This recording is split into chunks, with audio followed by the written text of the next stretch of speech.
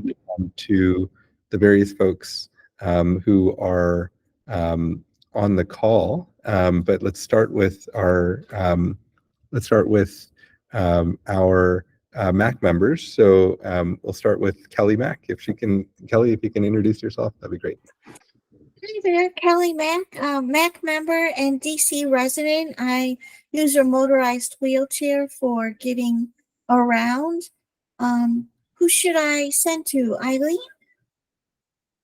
Oh, well, Eileen's not on the MAAC, so Eileen's just a member of the public. All right, well that's okay by me. Maybe Zach, can you introduce yourself? Hey everyone, this is Zach Smith, Equity and Inclusion Division, District Department of Transportation, liaison to the MAAC.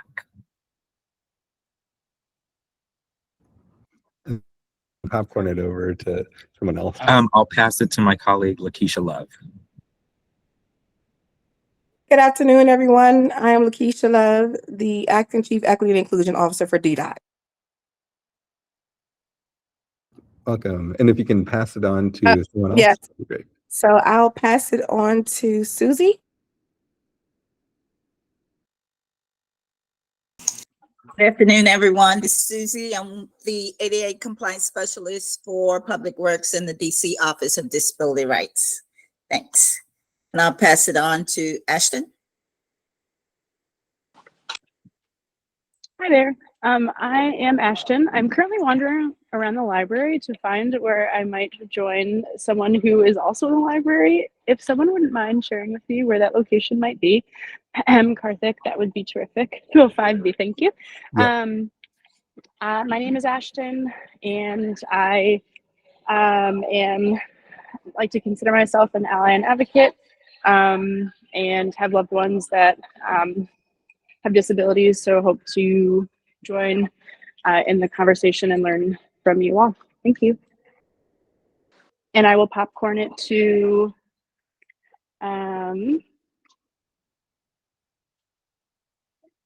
is there a 443 number maybe that hasn't gone yet? Christian Blake from Metro Access. I can't see who to pass it to them on the phone, so volunteers, please.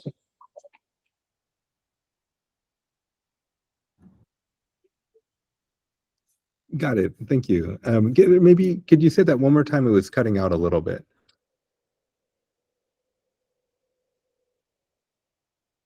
If you're saying me, I'm Christian Blake from Metro Access. Ah, great. Okay, welcome. The 443 number. Ah, perfect. That sounds great. Welcome. And Naomi has just joined us. Naomi, would you mind introducing yourself? Hi, everyone. My name is Naomi. I recently joined the MAAC, and I worked in disability policy. Excellent. Excellent. And I think and Eileen, have you gone and introduced yourself?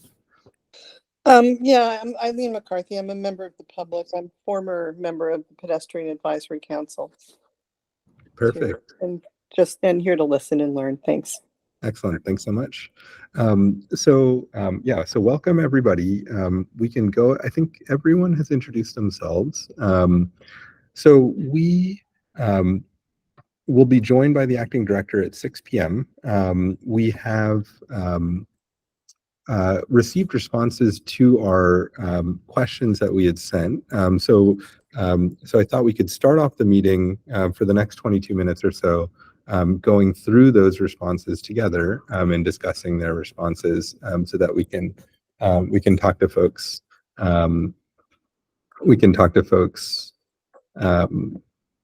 Or we can talk to the director, having kind of digested their responses.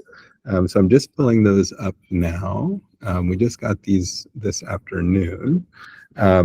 So the first question was around the sustainable DC goals, and the sustainable DC goals aim to hit 55% or 50% transit usage, 25% walk, bike, roll, and 25% motor vehicle usage as what's called transportation mode share, basically how people get around in the city by 2032.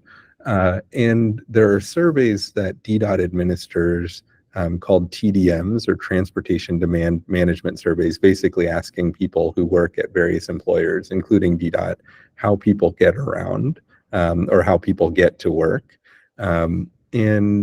The question was, what percent use transit, what percent does walk, bike, roll, and what percent uses the motor vehicle?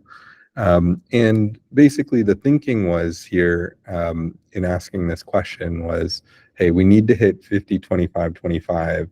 DDOT is the lead agency ensuring in getting us to this goal.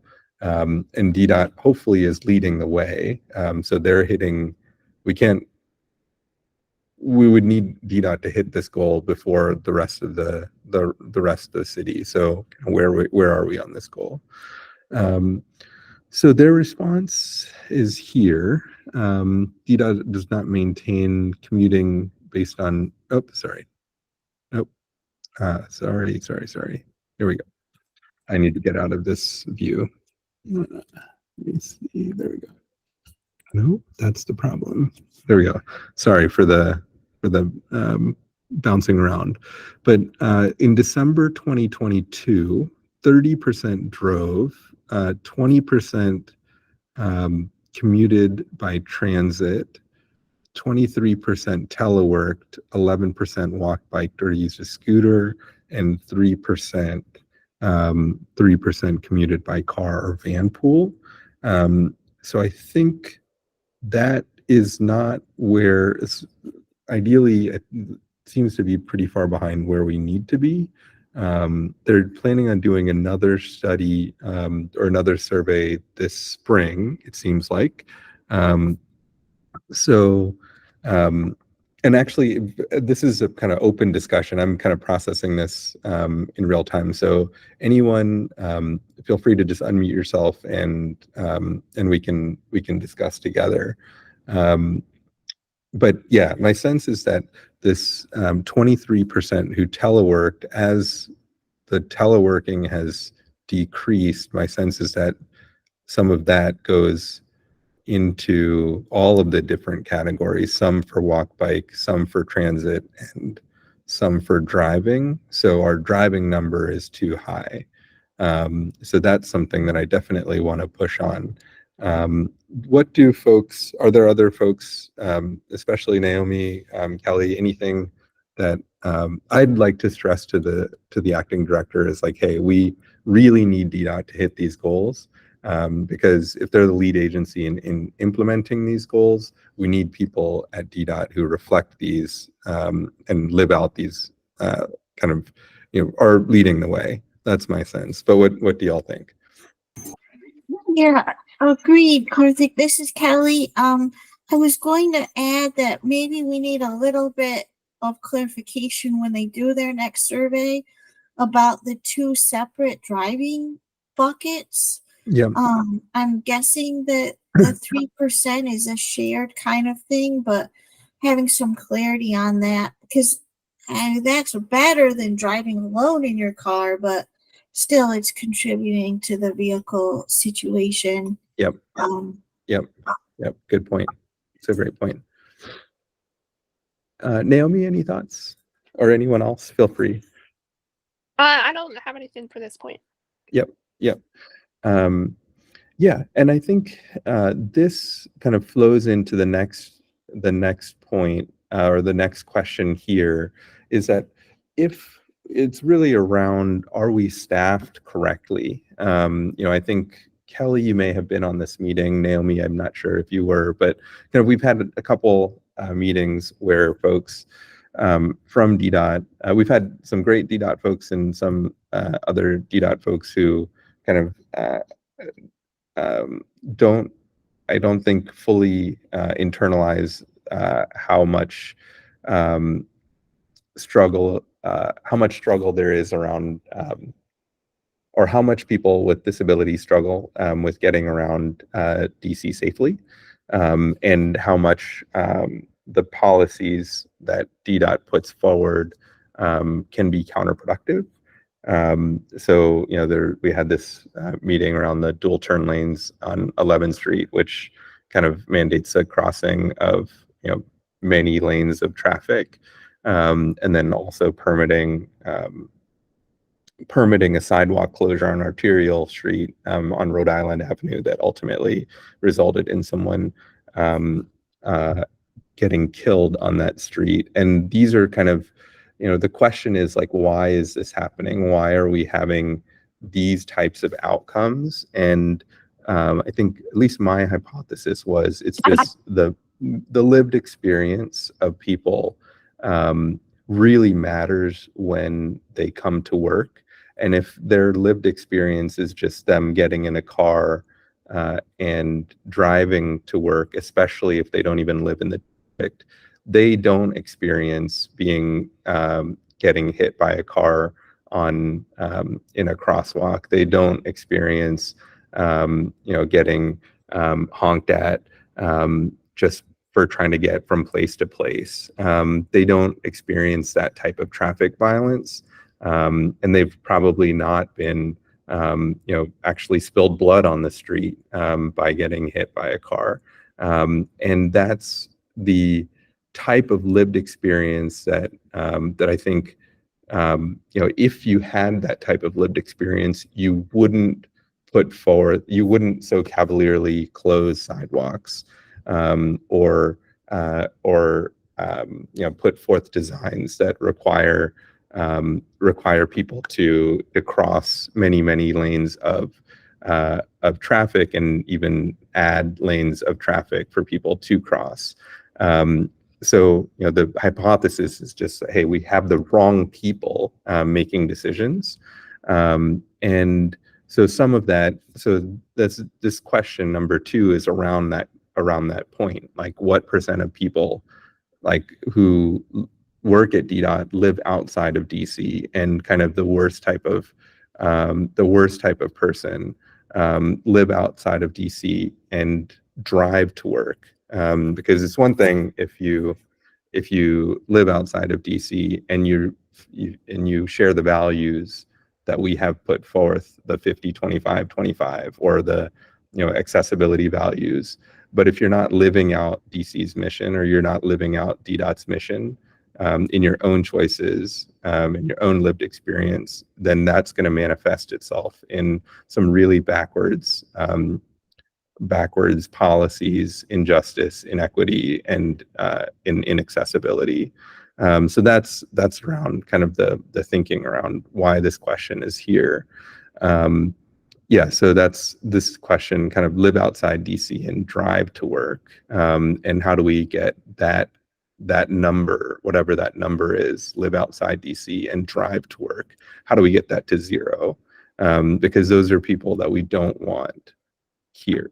Then relatedly, what type of regular training does DDOT staff receive and is required for around disabilities and accessibility competence to understand the experience of disabled DC residents? And are there any legal requirements for accessibility?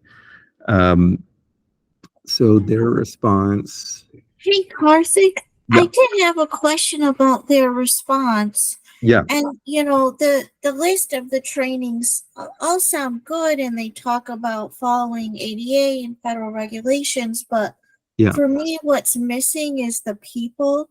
Yeah.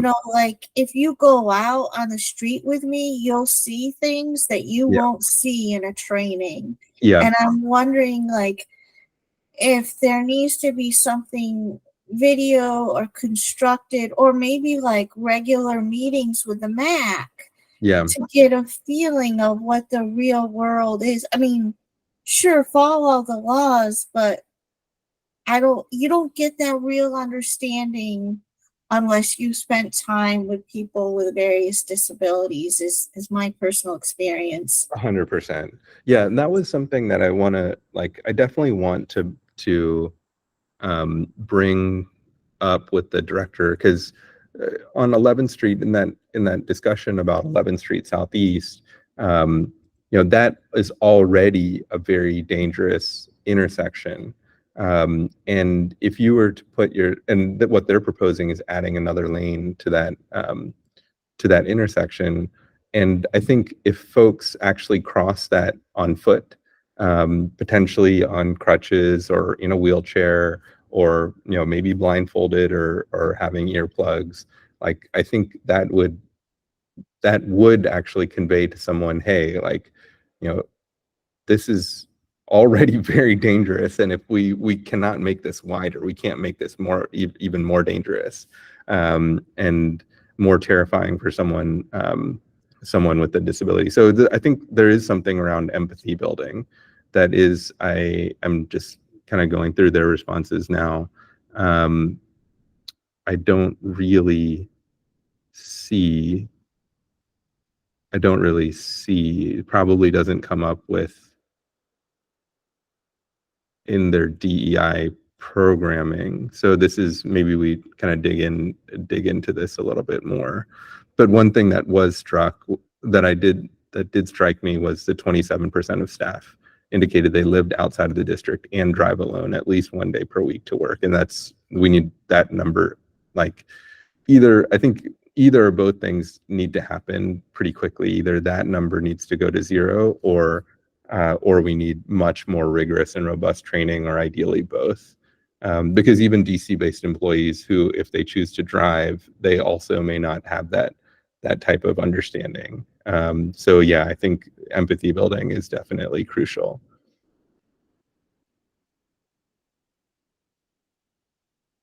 Naomi, any thoughts here? Not particularly. I'll definitely jump in for when I have thoughts. Perfect. And actually, and also other folks, please feel free to chime in, especially now. I think once the director comes, I think we'll want to we've got a lot to get through. We've got an hour, and only an hour. But I think until the director comes, please feel free, anyone who's not on the MAAC, please feel free to jump in and add any thoughts. Karthik, one of the issues I've been thinking about is that from what I've seen, most, if not all, DDOT jobs require people to have a driver's license. Yeah. And I don't know if that's something you guys want to explore with the director. It might be too, I mean, it's not part of the question, so it would be taking her, in a different direction. But yeah. I think that's definitely a great point. And it's easy to bring that up. It would be, if that's really put into practice, it would exclude a lot of people with disabilities from even getting DDOT jobs, which would mean the staff would be tending to be ignorant of accessibility issues from a life experience perspective. Right, that's my thinking too. Yeah. Thanks, Eileen. I didn't know that. That's disturbing to me. I don't, maybe Zach can speak to it. I'm not sure that it's every job, but it's every time I've seen a DDOT job notice, it seems like it has that as a requirement. Oh, hey, this is Zach. Oh, can I go? Okay.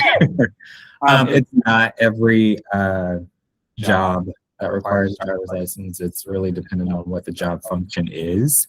Yeah, that's my response to that.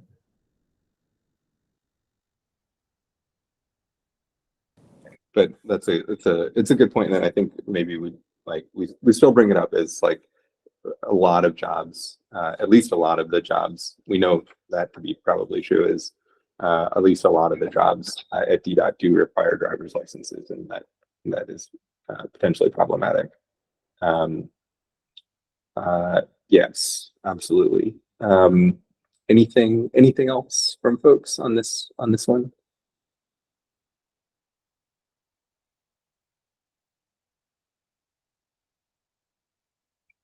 Did you see Heather put something in the chat Is that? upload the document? Oh, yes. Neha, can you share the document? Perfect. Perfect. The number 3 question here. Yes, this is something that we brought up quite a bit. So high speeds increase. Let me just make sure people can hear me. Okay, yes. Good. High speeds increase both the likelihood of collisions and the severity of crash outcomes, where lower speeds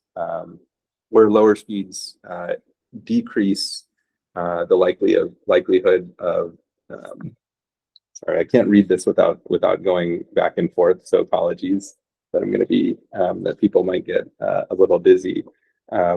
While lower speeds provide drivers with more response time and reduced impact force, vehicles are moving at 20 miles per hour perpetrate fewer severe fatal crashes than those at higher speeds, and that enhances the safety of everyone not privileged to be in a car, which is particularly important on dangerous roads. Last year was DC's worst year. There were 52 fatalities of traffic violence in decades. We know that most deaths and major injuries occur on major arterial streets. DDOT has put together the high-speed injury network, and they're all major arterial streets. Those are our biggest streets. Speed exceeding 20 miles per hour is the primary reason for this carnage. So if people were going slower, getting these crashes would be less frequent and less fatal.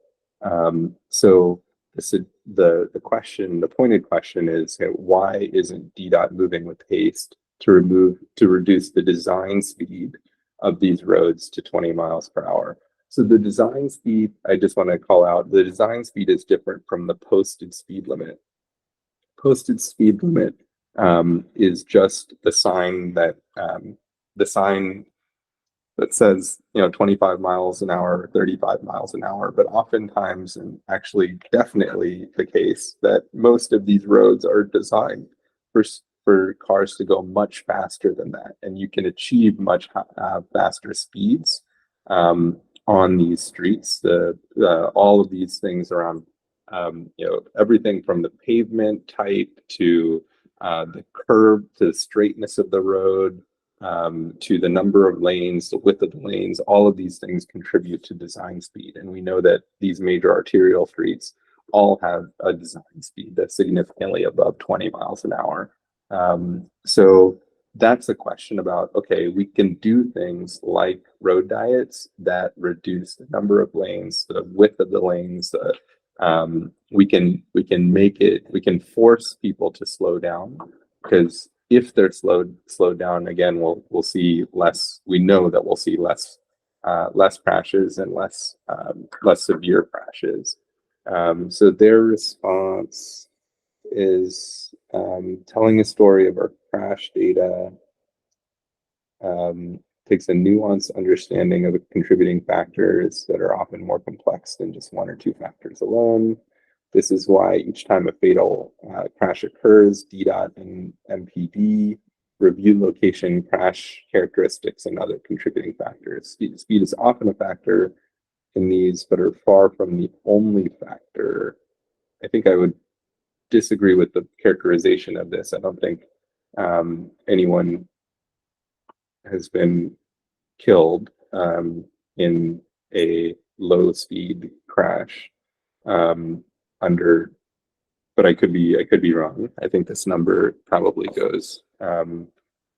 Karthik, we I'll know just that if quickly we can interject. reduce speed, There have been low speed it crashes. is likely that these crashes are much less severe. But yeah, so safety is not only the agency's top priority, but also a goal of every DDOT project, no matter the size or scope.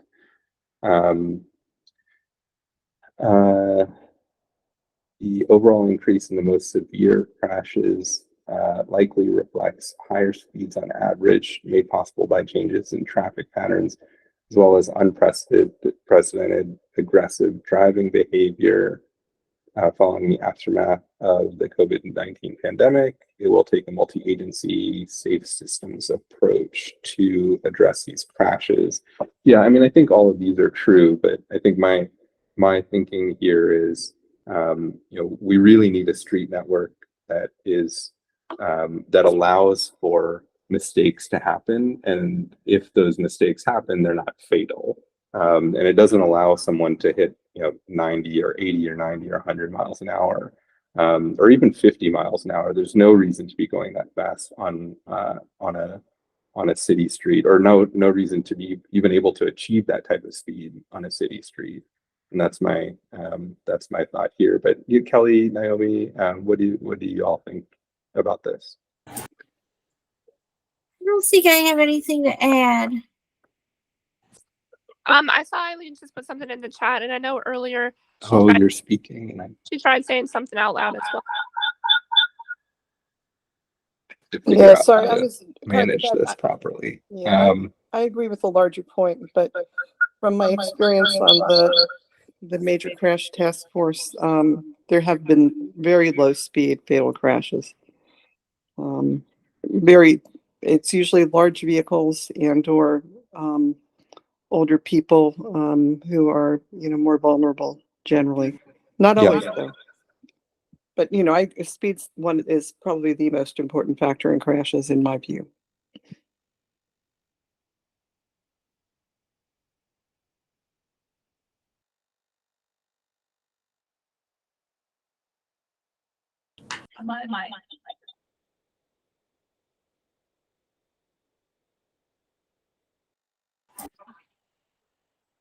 Hey Karthik, I just want to jump ahead real briefly on the point about I think it was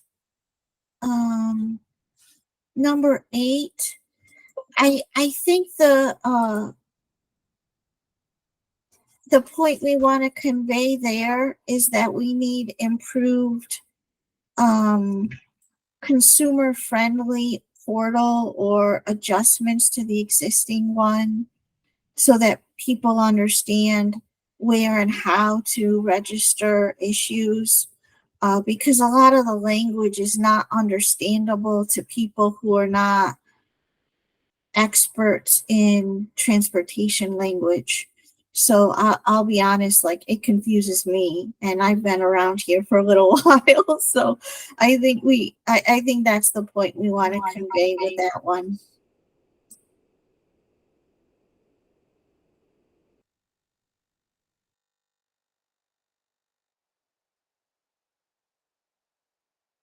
Can you all hear him? So safe accommodations. Yeah, so safe accommodations, I think, for example, yeah, I mean, even knowing what safe accommodations is, I think most folks didn't. I didn't know what it meant 2 years ago. So yeah, 100%. I'm completely with you on that, Kelly. So yes, I think so. Has a acting director joined us? Yes. Okay. Welcome. So yes, Acting Director Kershbaum, thank you so much for joining the MAAC meeting today. We have formulated some questions. I think kind of big picture. I think we've had. I think you probably have kind of pulled from the questions that folks with disabilities like me. So I've got macular degeneration and eye condition that makes it impossible for me to drive. So I kind of experienced transportation network in DC in a much different way. Kelly and Naomi as well also experienced the transportation network in a much different way. And I think we've been in a much worse way because we're not in a car. And it seems from our interactions with some DDOT staff, not all. We've had a lot of great interactions with DDOT staff that are really kind of moving mountains and trying to do the best with what they had. But it really seems to us like inequity and injustice and inaccessibility is really baked into the DNA of DDOT in terms of how much focus there is on car throughput and car convenience, and the kind of convenience and storage and movement of cars that is in kind of direct conflict with the safety of people, especially residents and especially people with disabilities. So that's, that's kind of informs a lot of our questions of like, hey, how do we elevate and lift up the voices of the people in DDOT who are really trying to make a difference and who are, in it to make DC a better place? And how do we kind of, make it clear to the people who are not with the program, like, hey, this is, if you're not focused on getting to sustainable DC goals, or if you're not focused on reducing car pollution, if you're not focused on making streets accessible to people with disabilities, then you're especially if you don't live here and you don't live here and you drive to work, like this is not the place for you. Like we don't like, we need people who really believe in DC's sustainable goals, DC's accessibility goals. We need those are the people who we need making decisions about budgets, which are moral documents. So anyway, we can go through kind of individual pieces and individual questions, but kind of that's our kind of overriding hope, is to kind of really dig into like how do we elevate the voices of the people who actually want to make change, because we know there are people like that in DDOT, and yeah, just how do we, because we need those people to be making decisions to ultimately keep us safe and help us get from point A to point B in kind of with safety and dignity. So yeah, with that, I'll turn it over to you.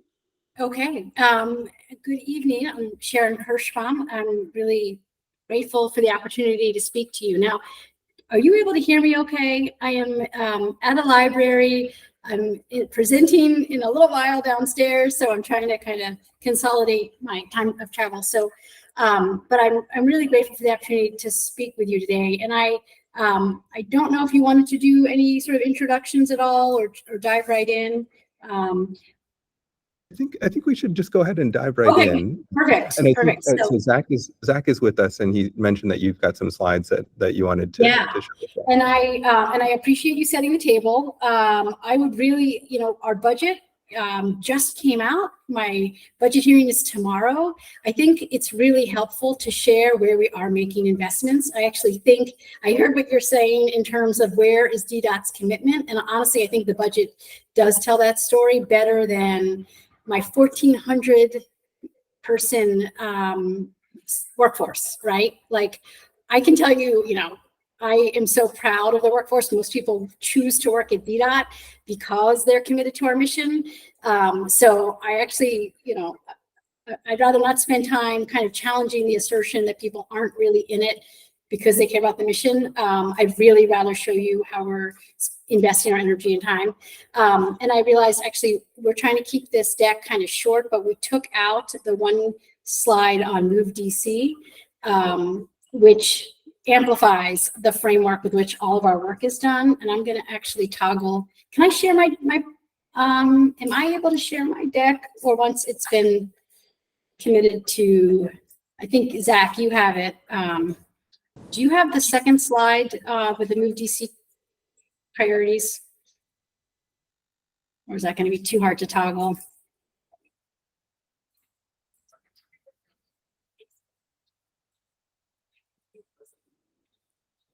Sorry about that. We were trying to keep this succinct, and so excellent. So if you go to the second slide that has the right up. Okay, we're in, I think, the revised deck that's a little shorter. Okay, I'm going to keep going, but this deck is framed according to our key elements of our MAACDC, our 25-year multimodal transportation plan.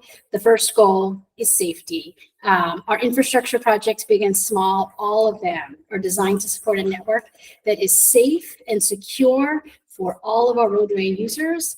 And I have to say, this is a very tight budget, but one of the areas that was not cut, in fact, we continue to have really unprecedented investments, are within our safety projects and our high injury network. So I'm going to talk about things that are going to get cut, but none of them involve the safety elements. So One of the key components that we've been very focused on has been our high injury network. And sadly, around 50% of our accidents are concentrated in less than 5% of our roadway. So we have two ways that we attack the high injury network. One of them is something that we're calling sort of medium build, quick build. We're kind of transitioning from quick, which was lots of flex posts. We could do it quickly. It served its purpose, but unfortunately, the maintenance is high. They don't look good. So we're trying to do projects that we can do within 1 year, and there's more concrete used. And these include pedestrian refuge islands and bulb outs to help make it shorter distances for crossing, leading pedestrian intervals. So having the walk sign added for the pedestrians in advance, I'm sure you're familiar with these. We have $82 million over the 6-year budget plan. Our capital budget's run over 6 years, so starting in 25 through 31. And then we also have 248 million for our long-term corridor projects. So we don't have to wait, some of these 29 corridors, it might take a few years for us to get to them. And these projects often take multiple years. But if we can do these quick builds at key intersections in the short term, then we don't need to worry about not touching the problems in the short term. Okay, next slide. The key projects that we're doing in FY25 are listed here. Most of these are major corridor improvements, which include expanding our sidewalks, including bike facilities, but mostly really safety projects that include road diets and other intersectional improvements. And some of these are smaller dollar amounts. Those are where we're doing more safety projects. Things like New York Avenue, North Capitol Street, those have funding in them now for studies. Once we are clear on an alternative, we'll ask for capital money for those. All right, moving on. In addition to the high injury network, we also do smaller tactical interventions. We have kind of two programs that we use for these interventions. The first one we refer to as proactive interventions. So these are part of something we call an annual safety program. We do about 100 of these a year. It's about $50 million dedicated towards this work. And these, again, similar to the medium builds, bulb outs, pedestrian refuges, and signal modifications. And then we also do the traffic safety interventions. These are, we call them reactive. We like to say that we crowdsource the ideas for these. They come through 311s in the community. We have 30 million in local money and 50 million in federal money. We do up to about 1,000 of these TSIs a year. And these include signals, speed hump, signage improvements, roadway markings, flex posts. We have a good laundry list of interventions that we can do to respond to the asks. Another key element of our safety toolkit is we talk about it in terms of safe routes to school. Some of these programs are even broader. If you want to move to the next slide, Zach. So we have the Safe Streets for Students and Safety Infrastructure around schools. That money over the next 6 years will allow us to do 25 action plans every year. We pick schools and we've already ranked and prioritized them based on safety concerns. 25 a year, we do a deep dive plan, and then within the next year, we actually then construct the interventions. We also have a program, our Sidewalk Gap program, and I think that Karen McAllister's talked to you in a prior meeting about this initiative. While this has always been part of our mission, we really are making a concerted push to consolidate resources dedicated towards the gaps. We have a new really hub site where we show all the missing segments in the entire district. We spent a year finding them and mapping them. And then we're doing a plan. Right now, I think our 24 plan is up of which ones we're going to build. And we know that people don't always love a new sidewalk in front of their house. So we're trying to give people ample time to plan for it if it involves moving a fence, but they're coming. Sidewalks are critical. And then there's another $5 million from federal money to help with some safety educational programs. Our crossing guards are another key element of our safety priority, and we are going to be expanding the number of crossing guards this spring. We have about 187 on board, and we're going to be hiring up to get to 246. We have not been at that level for years, and I'm really proud because this is bread and butter. We should be having crossing guards at all the posts that are needed, and we will hopefully be there this fall. The next slide is focused on one of our newest, and it's been getting a lot more attention recently, our automated traffic enforcement program. We have been in the process of installing 477 cameras this year. We will finish that installation at the end of this month. And ATE works. We've been also using the ATE cameras on our buses as part of our clear lanes effort to make sure that people don't block bus stops. It's a big safety concern when buses can't get right up to the bus stop and people need to, weave their way through parked cars, and there's a visibility issue. And so it's hard to say yet. It's still a new program, but we think that we've been getting a lot of compliance. At least the bus drivers have noted that there's less weaving in and out. They're able to keep moving.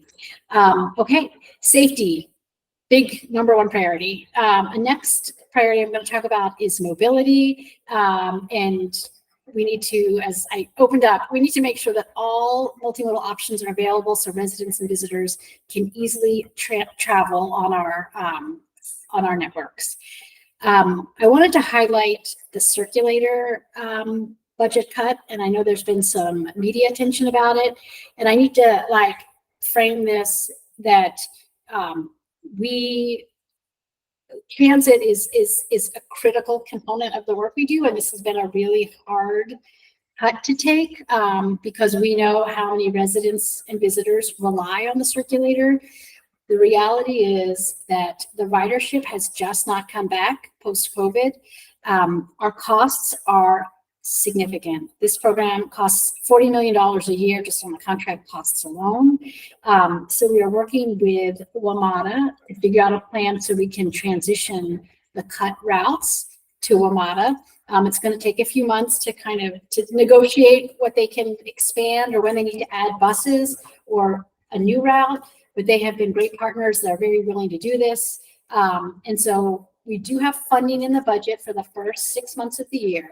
We will have ample time to work through all of the transition needed, make sure that the community knows if their route is going away, what alternatives they'll have through WMATA, and really wind down the program for the last 6 months of the fiscal year. We know the transit's key. We're fully funding WMATA. We are also getting new money in our budget, $620,000.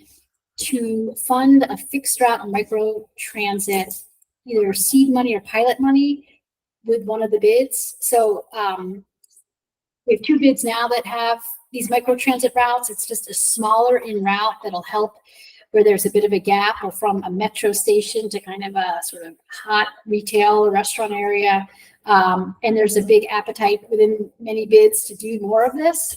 It's less expensive to run, and we think this is the new direction of transit. They're smaller, they're more agile, they can be, EV and less expensive. All right, next. Oh, there's a hand up. I'm sorry. Does someone have a question? I know I'm going through this quickly. I just wanted to cover all the material. Sharon, Kelly MAAC member and DC resident wheelchair user. I just wanted to flag, and I think Naomi can elaborate on this, that there are accessibility problems with micro transit, and whatever DDOt funds, we need to make sure that all vehicles are accessible, that they are on waits, that there's not complicated accessible orders, etc. Just wanted to flag that. That's a major issue, because if we're going to be turning that way to help with transit in DC, we want it to be accessible for everyone. Thank you so much for flagging that, Kelly. I appreciate that. And I should say that this program, I want to differentiate it from, there's an existing Department of For-Hire Vehicle microtransit program that is sort of a on demand. And I don't know who the partners are that do the driving for that, but this would be a fixed route. And I do think that some of the vehicles, well, I don't want to speak, but it's a great point. And it's definitely something that we need to look into as we're seeding these new programs. Excellent. All right. Thank you for that. Okay. Okay. So while we are not able to fund Circulator, we are able to continue to fund our bus priority network. We are going to have about $109 million.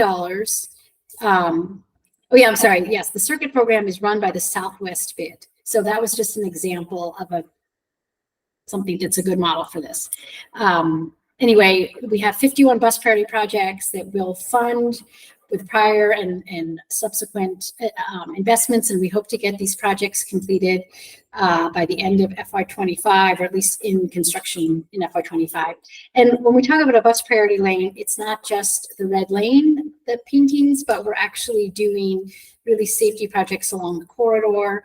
It often means having bulb outs and loading platforms, as well as signal changes and ways that we can help keep the buses flowing rapidly.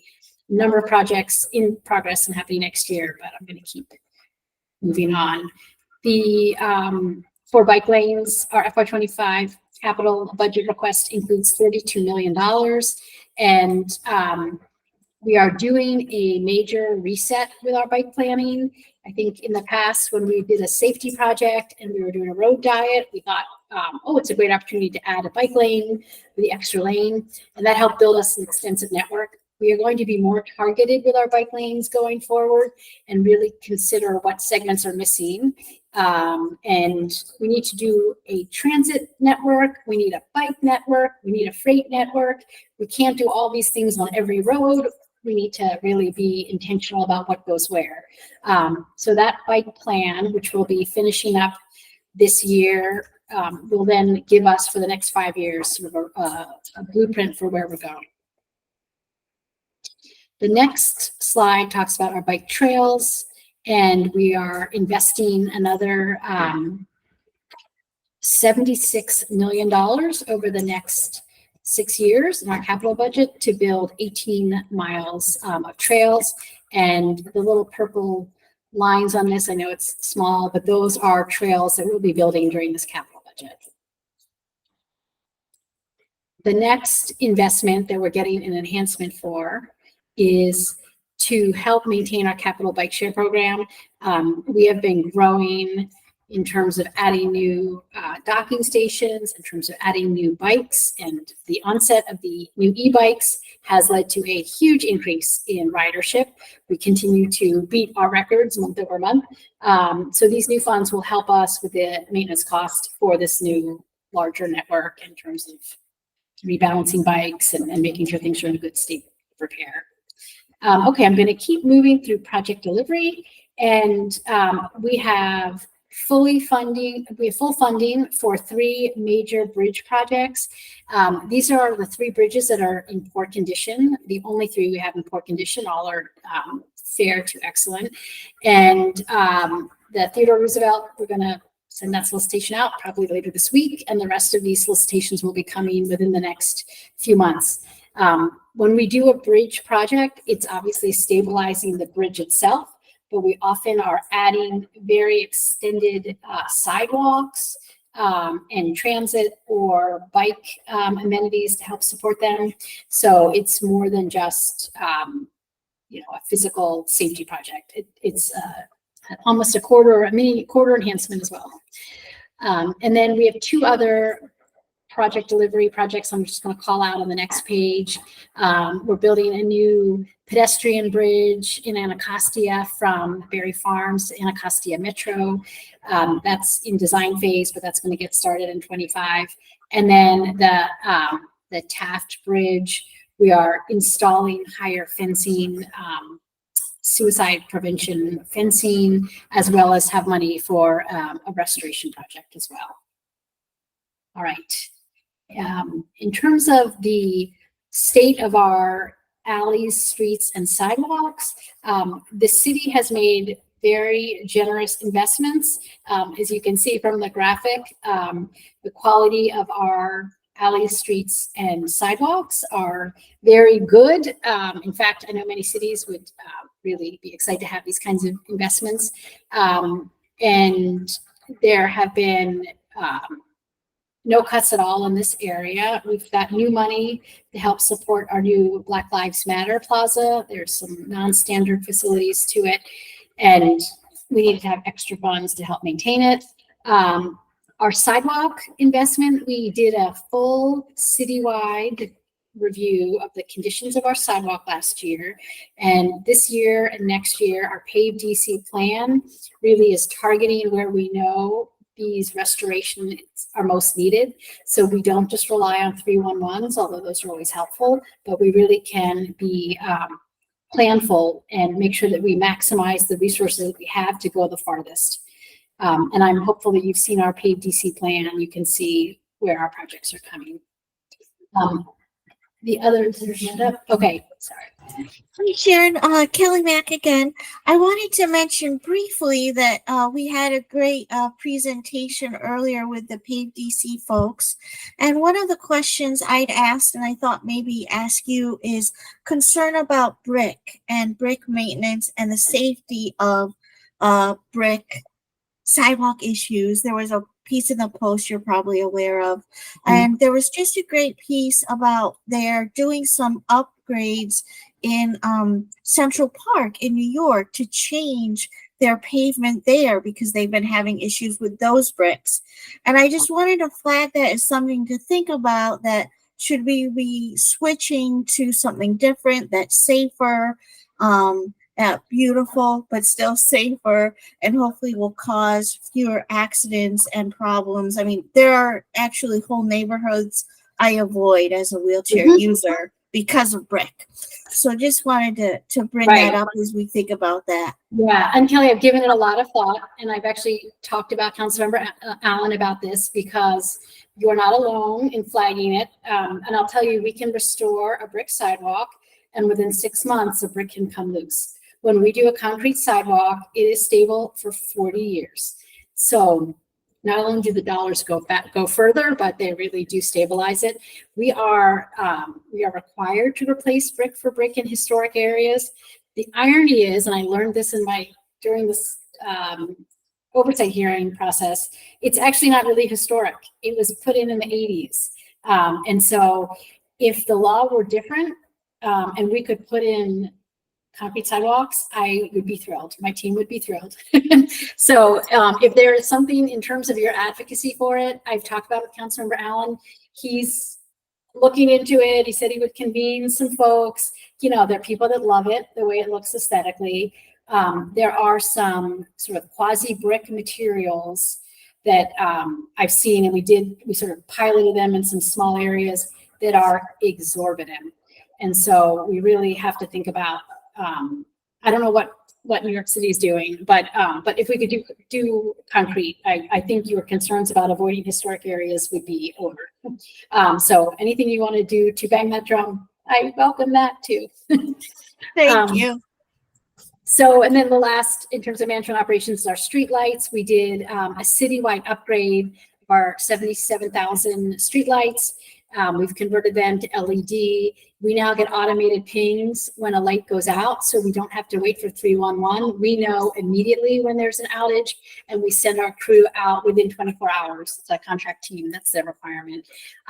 We will be finished the upgrades by the end of May, and there still will be a tail. There's some, as they do the upgrades, they realize there's some damage or there's an electric feed, something more complicated. They are expecting to get those repaired by the fall. So I'm hopeful by the end of this fiscal year, all of our streetlights will be in great condition. And it's really not only a game changer in terms of 50% of electric consumption from these LED lights, but also having the ability to know when a light is out from our dashboard and that we can repair quickly. So we'll know before you do.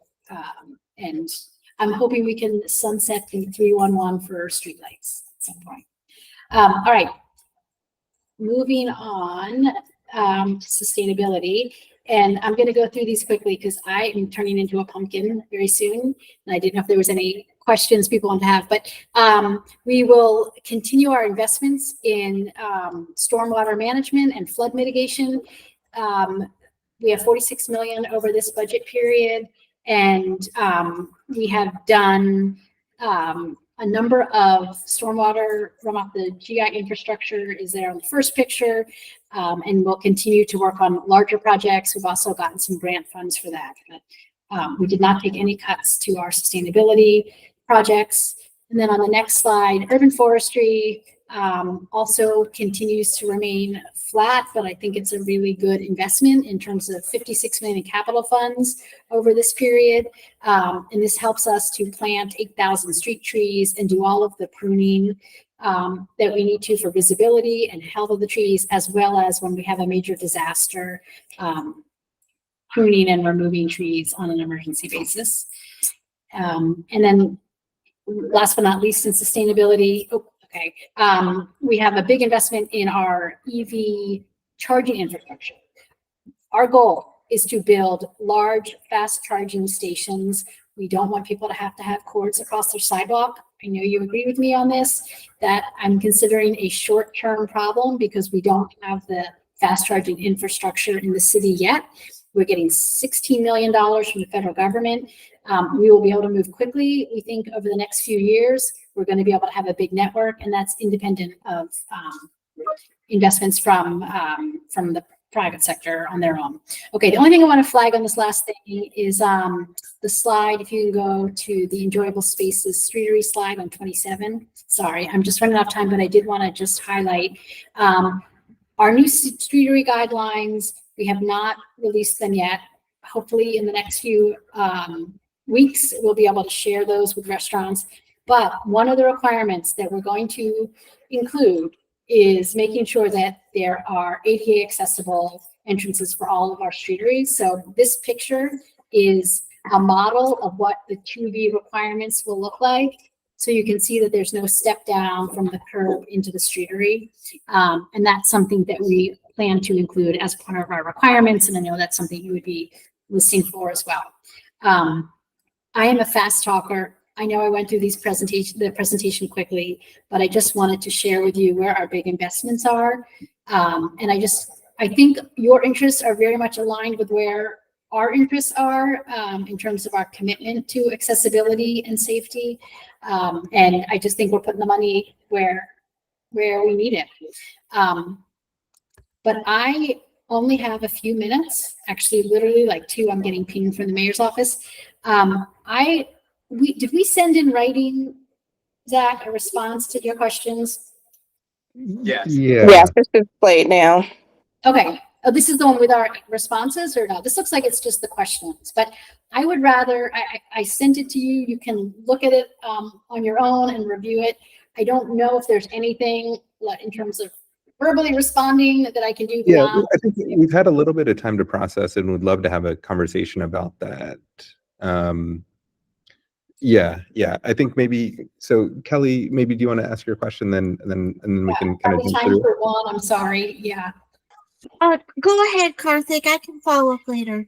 Yeah, I think kind of the big picture is like kind of this 50, so DDOT is the lead agency for 50, 25, and 25, and for a lot of reasons, like getting there is wildly important. It's not just for sustainability, it's also for equity, and it's also for equity, and it's also for accessibility. The bus is by far the most accessible vehicle for people with disabilities. And our major concern, I think I kind of foreshadowed this at the beginning, is that we have the wrong people working at DDOT. We've got a lot of good people, but we got a lot of people, if they're driving to work and they don't even live in the district, they don't have they don't have the lived experience. Like, I've been hit by a car, my blood is on the street. And a lot of people who live in DC do have blood on the street because our streets are unsafe. And if all you're doing is coming in from the Maryland suburbs or the Virginia suburbs, and you're driving in and parking you don't have that lived experience. And that's why we end up getting kind of disastrous policies, like adding a dual turn lane on 11th Street, like widening a highway, like spending a lot more a lot more money on highways than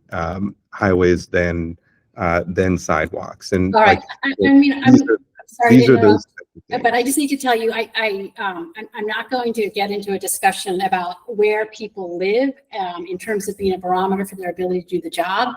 We have an incredibly talented group of experts, and people have life choices, and maybe anyway. So I don't think that's a fair barometer in terms of expertise and ability to perform. And vis-a-vis prioritizing highways, I mean, I don't know if you're thinking of things 10 years ago, but the DDOT that I know, the only one that I've known, has consistently prioritized multimodal. And in fact, you know, we're at the forefront of this. Now, you can give an anecdote about 11th Street Bridge, where there were many dimensions and factors and nuances involved in some of those decisions, but I don't think that's a fair way to say, thus, cars are the priority. In fact, I find that we need to continually tell our staff, listen, we need to design roadways for all users, and that does include people who are trying to drive a car to a supermarket or to do their business or go to a church or do whatever they need to do. That people's orientation is far more towards the pedestrian and bikes, but we do need to consider all roadway users. So I know I hear frustration and some assumptions, but I don't think that's a great use of time, because the DDOT I know and the staff that I know, that's really not their orientation. Yeah, I mean, I think we can look at the bipartisan, so the STIP that was the state transportation, or this application that was submitted for the bipartisan infrastructure law, that this is largely discretionary. Kind of, we can spend these dollars not just on highways, we can spend them on anything. But we have chosen the discretionary grants and the formula grants are incredibly prescriptive. So the vast majority of the bill money had to go towards bridges. When we have anything involving sustainability or pedestrian supports, we would apply for it. But most of the money, because again, it's federal government, it's not our policy. The federal government says it needs to go for bridge repair. That's all we could spend it for. So trust me, when we have an opportunity to do it for broader, we do. But we're not asking for money for a bridge that we could use for a pedestrian improvement. Yeah, I think a lot of that formula money can be used, and I think that's kind of a bunch of folks have come to us with that, is that a bunch of that formula money can be used for non-car infrastructure. The formula money specifically, it doesn't need to be used for many street and kind of quote unquote roadway improvements that don't actually improve safety. Again, I can tell you now, I know what the formula money, how it's defined, and we are using it where it's allowable. And if we could do broader projects, we do. And we used a lot of the EV money for sustainability, but it's very prescriptive. Okay. And I, unfortunately, in my last minute, I really don't want to, I don't have the time to go into it. But I just think that's a false assumption. Yeah. I'm sorry. I know I have to leave, and I'm leaving kind of abruptly with this, but I just want you to know, I do think our priorities and strategies are very much aligned with what you're looking for. And I don't know how to emphasize it more than Sharon, we're putting our money. So this is our last question then, is we know daylighting is super important. So kind of and I've actually just bring this particular picture up, is I've submitted a TSI request. I've done roadway sign request on 311 as well. And just kind of, it's not clear what the actual process is to get DDOT to follow the law. Like, this is like wildly unsafe, especially for people with disabilities. If you're in a wheelchair, for example, you're lower to the ground, you're even more at risk. So how do we kind of, in a systematic way, you probably know there was a horrific crash in New York where NYPD tow truck killed a child because of daylighting issue. Now they're going through a massive daylighting exercise. Like, I think we know that this is a major issue. We know that this makes it really unsafe, especially for people with disabilities. Like, how do we actually follow the law once and for all on this? And is your question about the signage here? Tell me exactly what your TSI is for. So this issue right here is, there's a sign, bus parking ends right here, literally adjacent to the crosswalk. I don't know if you can see the screen. I can now. Yep. I just couldn't read the sign. So there's not enough daylighting. This is zero daylighting. I mean, this Yes. is like, and I've submitted a TSI, I've submitted a roadway sign request. It just kind of goes out into the ether. And, you know, you see this all over the city that we're not following our own laws.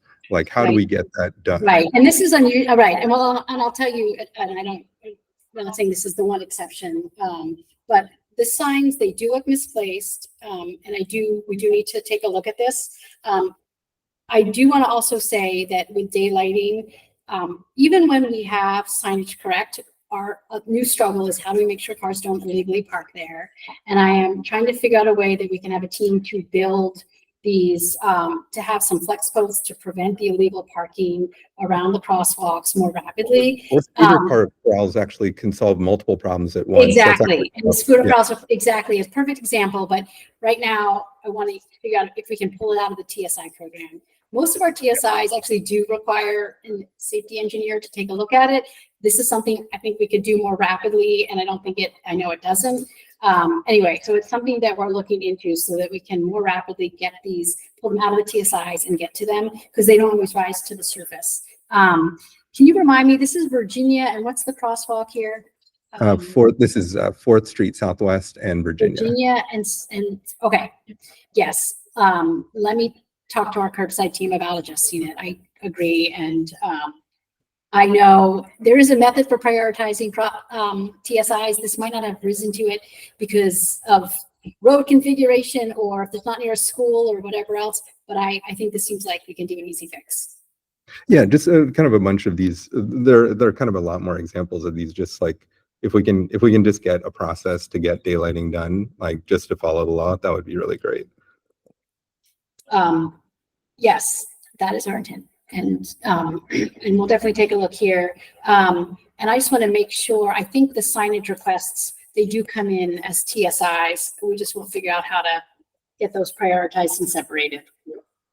Great, thank you. And again, I mean, we don't mean to be obstreperous. I mean, I think and confrontational. It's just that I think this is our daily, everyday reality of just like getting from point A to point B. We all love the city and we do want to make it better.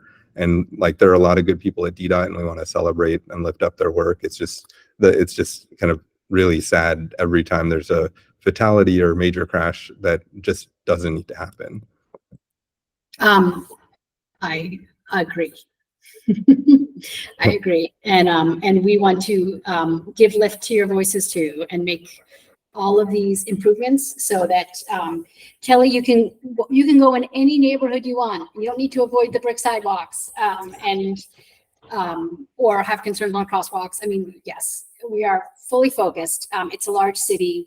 There's a lot of demands. It's not a lack of will or concern. It's really just there's so much to do. But our team is here and they want to get it right. So I appreciate all of your input and your feedback and your time and thank you for your advocacy. Yep. Thank you. Really appreciate it. Bye. Okay. Yes. So didn't go exactly as I hoped. We didn't get to get through most of the questions or any of the questions really, but apologies for that. But Naomi and Kelly, anything that you wanted to bring up?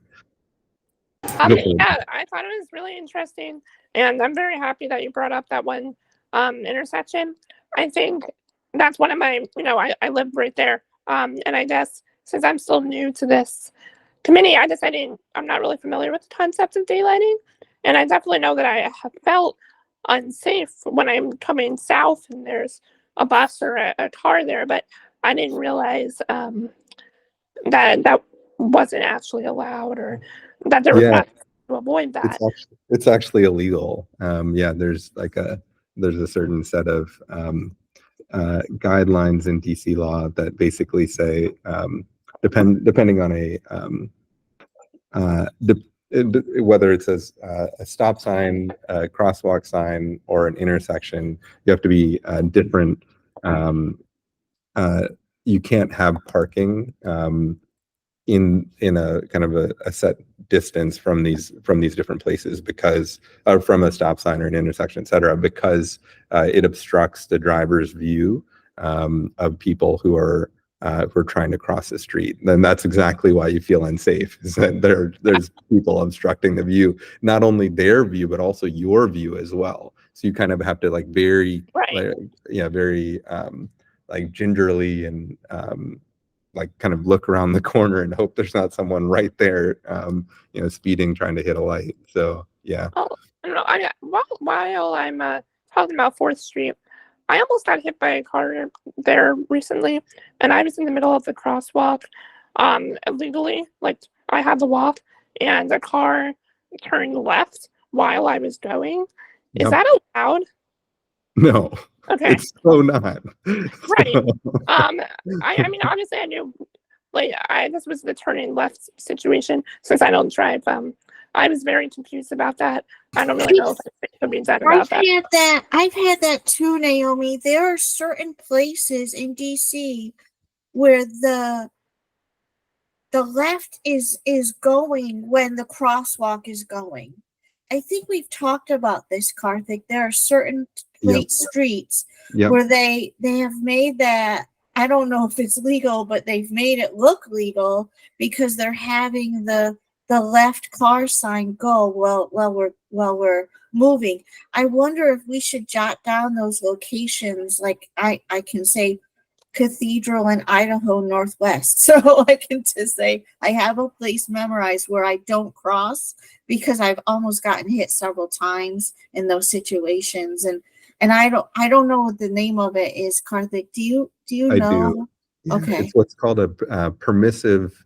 So there's two types of left turns. There's a permissive left turn, and then there's a protected left turn. A protected left turn is basically where someone has a left arrow, and there's the walk sign is off. It's a don't walk symbol.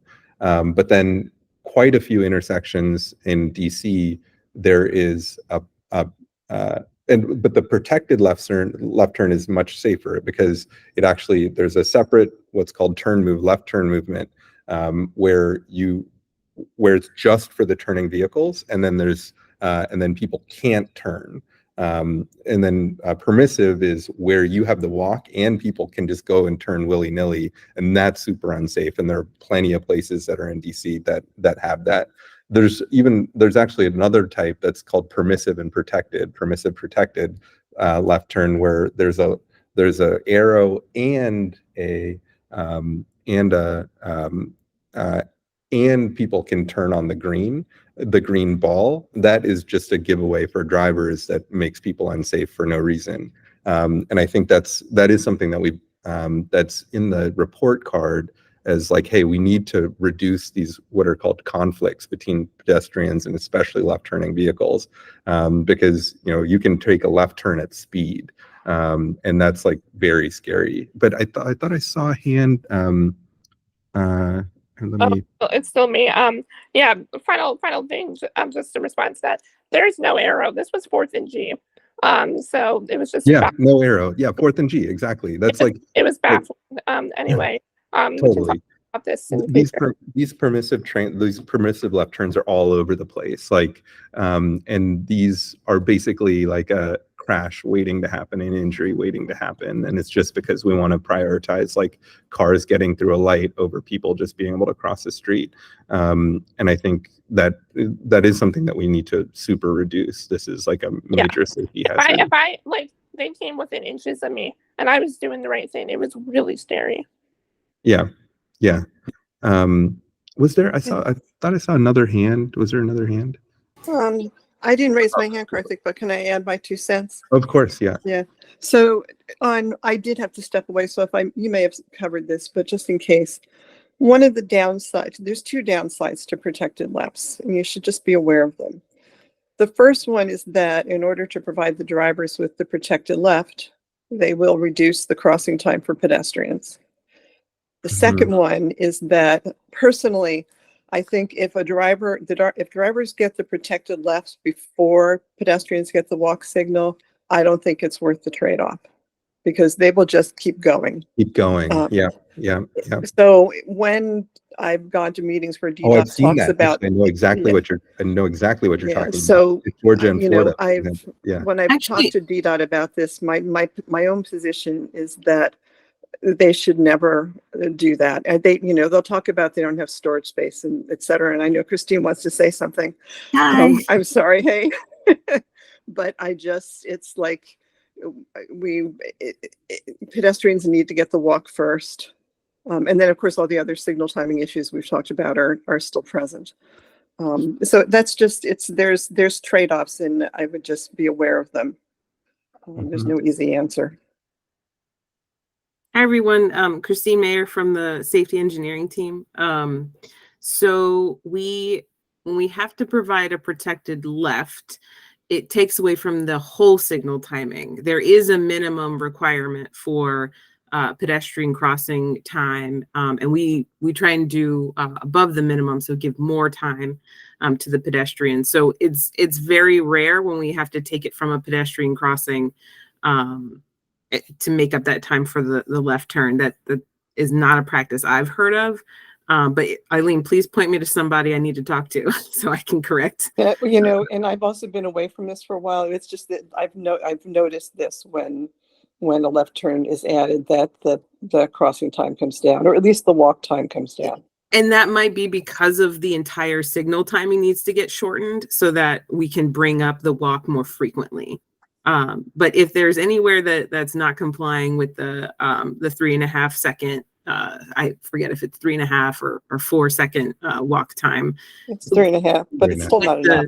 With the distance of the crossing, then we always seek to address that, and we do that through the signal optimization. Yeah. I know you do. It's when you look at the underlying, I don't want to drag this meeting off on a tangent, but because Karthik's heard me say this before, but when you look at the underlying research that FHWA relies on, the 3.5 feet per second, it's the mean for wheelchair users. Yep. Doesn't accommodate anybody with a walker or with a disability that, where they're not using a wheelchair. Or little children who take a longer time to walk. I know that myself. Yeah. Absolutely. I mean, maybe the answer is a left turn can be achieved with 3 right turns. And left turns. Well, yeah, I mean, like UPS and FedEx, I think they both really avoid their algorithms really avoid left turns because they're unsafe. And I mean, especially at some, I know that this would drive people up a wall, but like these are more safe movements. Like they don't, So actually on the K Street project that we had and on the current H Street project design, a lot of that is banning lefts because of the complication of that movement. And we just can't accommodate it anymore. So yeah, we are planning for that in some cases where it's just safer and better all around just to not have a left turn. So yeah, those are controversial decisions. I can tell you that right now. For sure. Yeah. I mean, I think just the kind of larger point that I think, there is a car, like, when you kind of step back and really step back and look, like, objectively, there is a significant car bias that's baked in for decades, and like I think it's slowly getting undone, but like it's like we've undone like 5% of it. There's still another 95% left to go, and these are the tough decisions that people need to make and be able to withstand the heat on. That's the only way we get to where we want to go, of like Naomi or me or anyone, disabled or not, just being able to cross the street without someone like flying through and almost hitting them, or even worse, hitting them. I'll say the struggle that we run into on projects is getting that to the people who don't want the project and helping them understand that. Because it doesn't affect them until it's someone in their family, right? And then they're not thinking about it until it affects someone, personal to them. So we have to try and be that advocate as well as the planners and designers on some of these projects. And there's flat out just people who don't agree, and they just want to be able to, even in DC, who live in DC, who want to just drive and go as quickly as possible, and they don't want to be inconvenienced. So we try and bring them along as much as possible and explain all the different situations. But you know, anytime you guys see a project that you really like, please do come out and support it, because all of that really helps. Yeah. I mean, it seems like, you know, a lot of the newer bus priority stuff seems to like really be taking the next step forward. And I like, yeah, that's, I do want to lift up like the hard work that y'all are doing, that everybody, I mean, there are good people trying to do good things, and we definitely want to celebrate that. Like, yeah. And making tough decisions, and these are the tough decisions that we want to give you cover for. So yeah. Go for it. Oh, you, Heather, go for it. Yes, because it's the MAAC, I wanted to raise an ongoing concern that I have with the very strong trend towards pedestrians and persons in wheelchairs and those using canes having to cross what I consider to be dangerous protected bike lanes to get onto buses.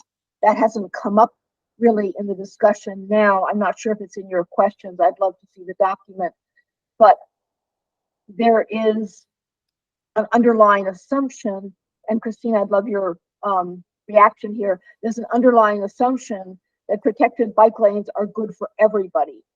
And I won't drone on, but I wanted to get views of other people who are in the MAAC about that.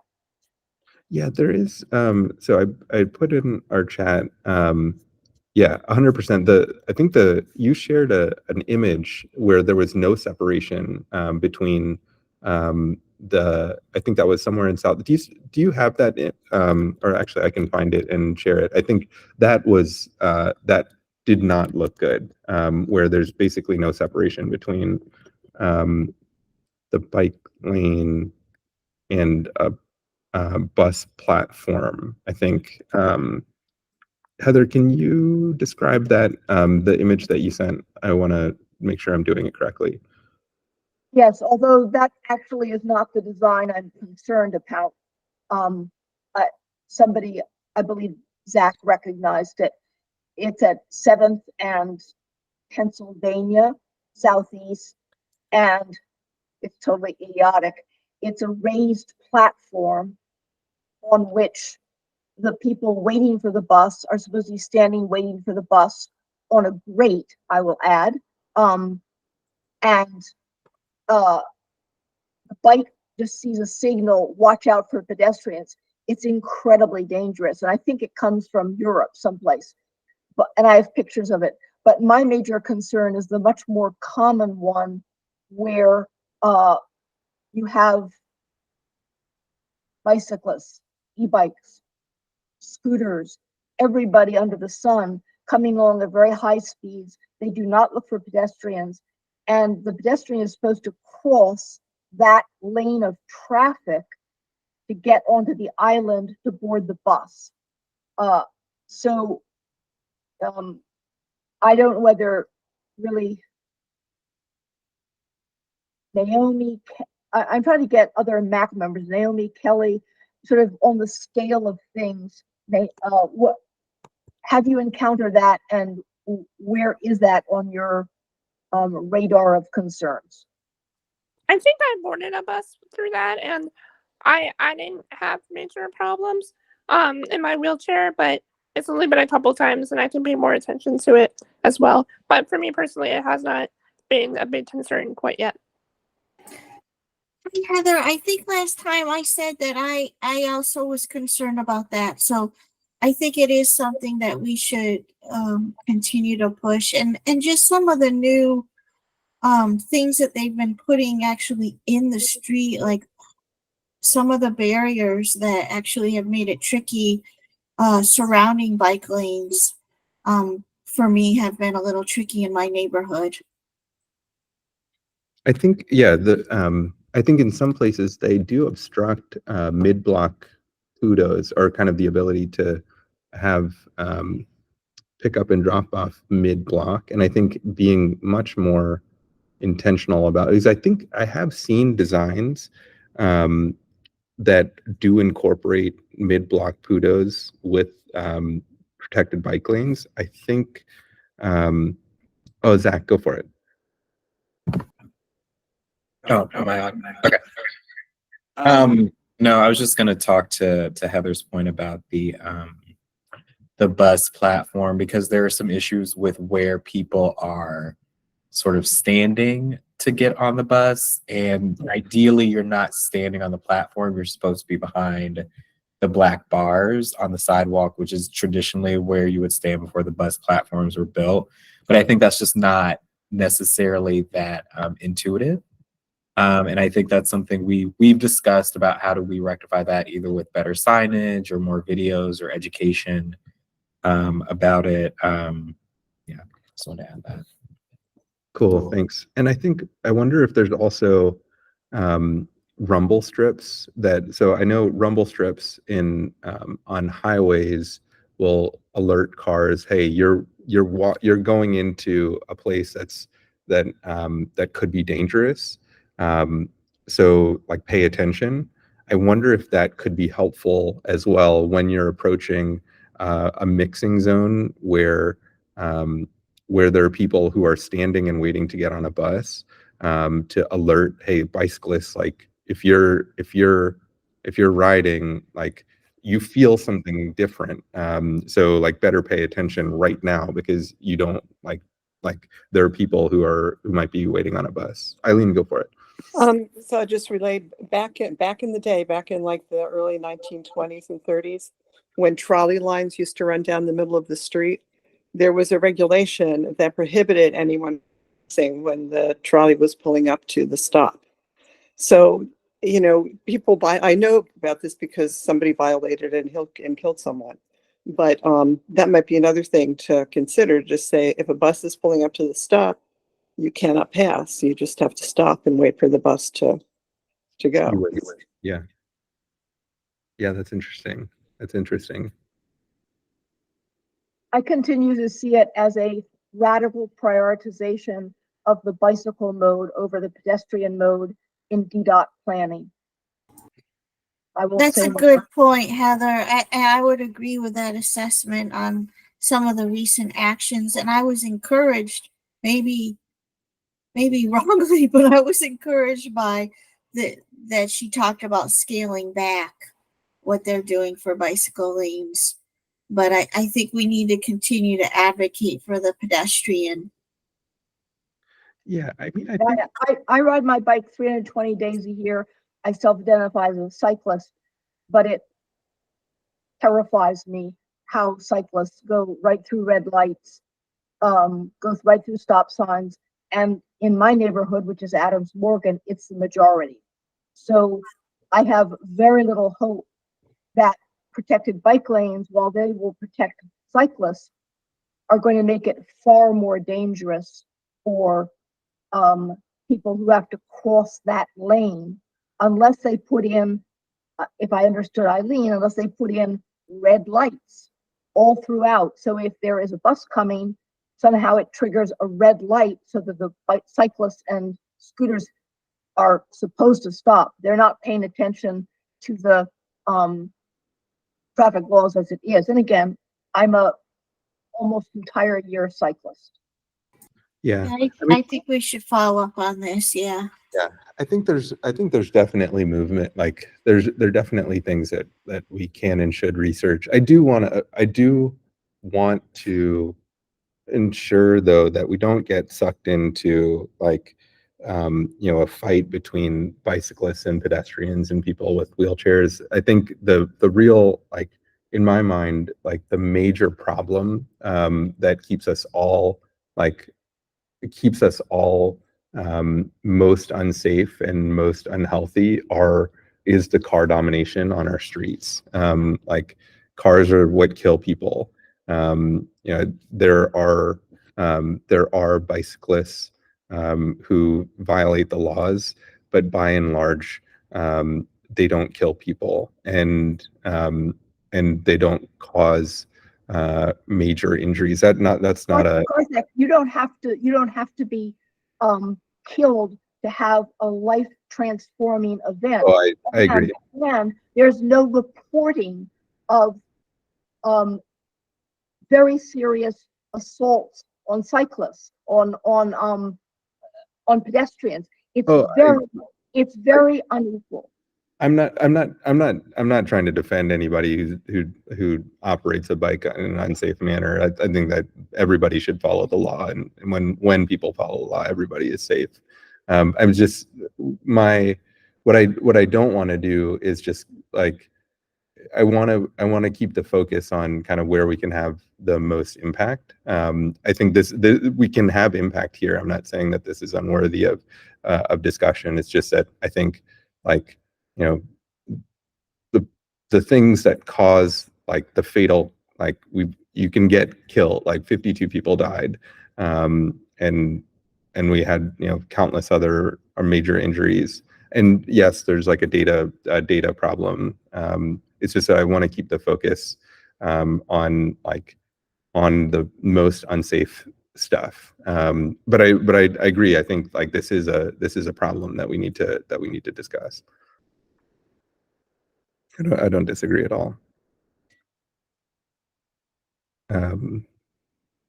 Cool. I think, we are actually over time. Any last thoughts from folks? We'll reconvene. We'll try a hybrid. I think we're still working out the kinks for this. I need to figure out how to not echo.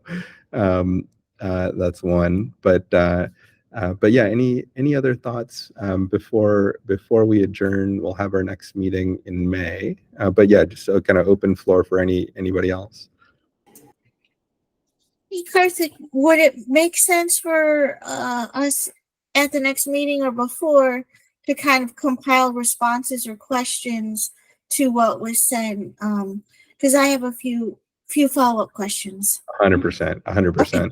So actually, would you mind creating a Google document and just circulating that? And then we can all add questions to that, and then we can send it to Zach.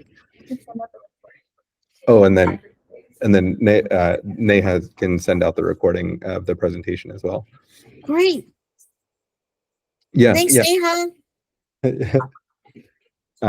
Cool. Okay, yeah, that sounds great. And then maybe what we can do is for next time next time we can pick up on our discussion from the document that we create on follow-ups, and just we can finalize a set of follow-ups, and then we can go from there.